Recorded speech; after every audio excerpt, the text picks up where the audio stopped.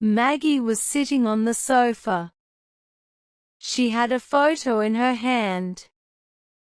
She was thinking about her holiday in Chile last month. She and her friend Balin went to Chile for 3 weeks, walking in the Andes Mountains. It was a wonderful time. Well, actually, I don't think the holiday was as wonderful for Balin as it was for me, Maggie thought. She looked at the photo and saw a happy group of young people. They looked happy because the day's walking was finished.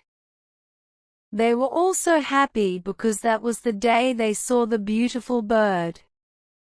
A condor, the famous bird of the Andes, flew high above them in the sky that day and stayed with them for hours.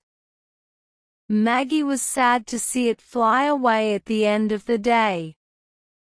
It was a very important bird for the Inca people, you know, said Xavier, their group leader.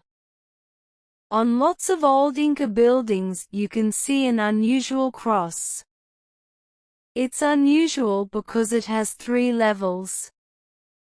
Like this. And Xavier drew the cross on the ground. He continued, for the Incas. Each level was a different world, the lower world, this world and the higher world. And there was an animal for each world. The higher world had the condor. So you see, these birds were very special, very important for the Inca people. The group were interested in Xavier's stories. Balin was more interested in Xavier. From day one Maggie knew that Balin liked Xavier. Well, he was great-looking and friendly with everyone.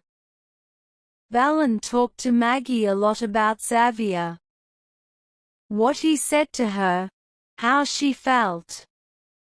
This is exactly what she was like when we were at school together, thought Maggie. I hope I don't have to listen to this all holiday.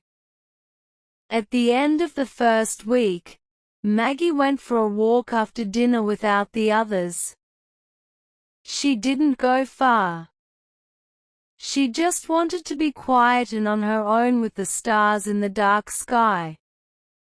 She stood looking up and then she knew that someone was behind her. She turned round and saw Xavier. Are you okay, Maggie? He asked. Fine, she replied.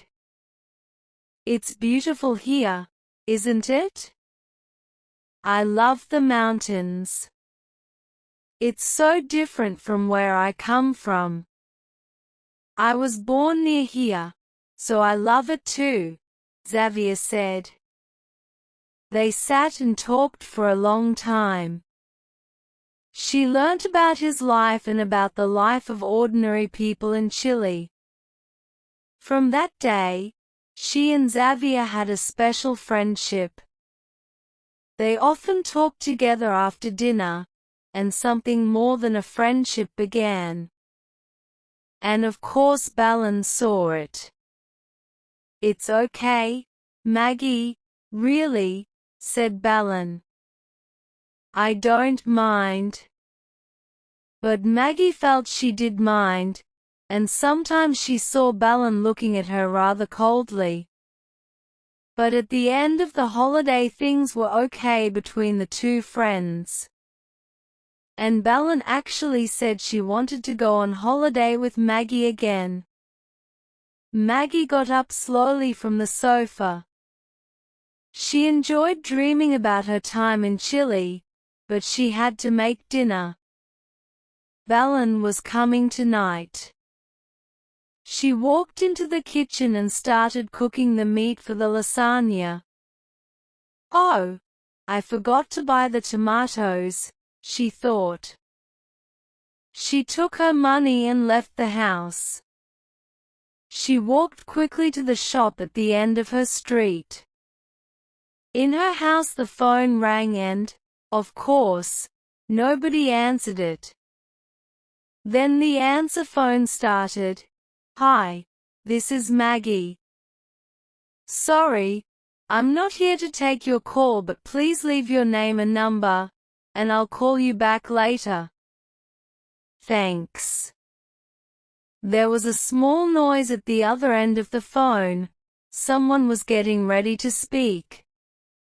But the person didn't leave a message or their name and number. Maggie came back with the tomatoes. She saw the message light on the phone. Probably Belen, she thought. Maybe she's going to be late.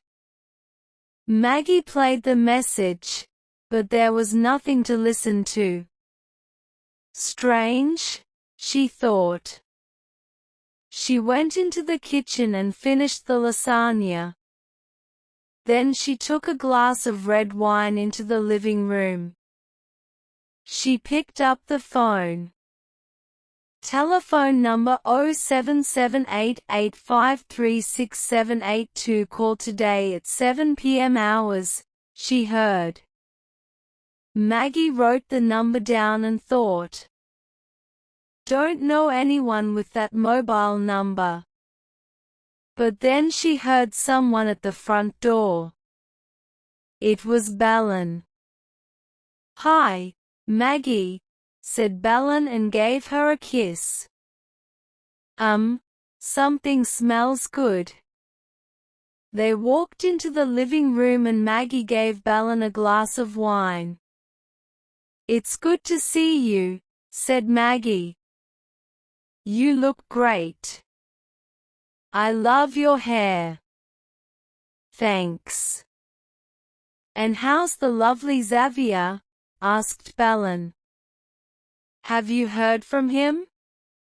"Yeah, I have," said Maggie. "I got an email last week. He was in an internet cafe in Santiago." "Great. I thought it was just a holiday romance. But I'm really pleased for you." "No, really I am," said Belen quickly when she saw Maggie looking carefully at her. "He says he's coming to England very soon, maybe next week," said Maggie. "Really? So soon?" "It must be love," said Belen with a smile. "Well, I don't know about that." Maggie laughed. "He doesn't say anything about love. Just that he's coming and that he's written me a letter to tell me everything." "Everything about what?" Belen asked. "I don't know. It's a bit of a strange email. Look, you can read it." Maggie gave the email to Belen. She read, "Hi Condor Girl, I'm coming to England very soon. I need to get away from Chile for a bit. Have written to tell you everything. Can't say much now. Looking forward to seeing you a lot. Much love, Xavier."